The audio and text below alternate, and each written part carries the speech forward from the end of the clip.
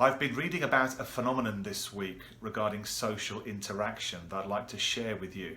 It is a Zoom call where every single participant says exactly nothing.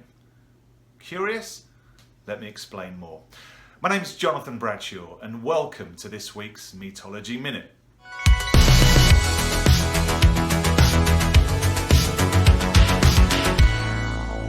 Yes, I would like to share with you this week something I've only just found out about, and that is the popularity of silent Zoom calls. Zoom calls where people log in, I don't think they turn their microphone off, but they don't say anything.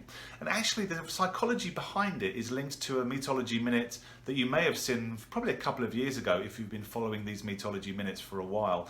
In it, I was in a cafe and I was highlighting why social interaction or at least being in a social space, not necessarily interacting with other people, can be positive for you if you want to perform better, if you want to read a book or finish a project or be better at, perform better essentially. Being around other people is useful.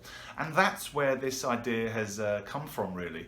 We can't meet face to face so much, so people are setting up Zoom calls where you're encouraged to log in, don't say anything, but just witness and be present with other people reading a book, finishing their project for work, whatever it is they want to do well, just in this sort of virtual space of other people. Haven't got to say anything, haven't got to interact in a verbal sense, but just knowing other people are in the same place as you, even virtually, can help you apparently perform better. Very interesting. The media link, or the media article I saw was on The Guardian. If you put Guardian silent Zoom calls, you'll probably find the article I'm referring to. There's a couple of bits of interesting psychology research referenced in there. So, if you're at home, working from home and want to perform better, maybe a silent Zoom call is the thing for you to do.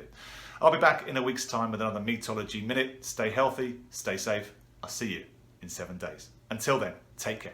Bye-bye.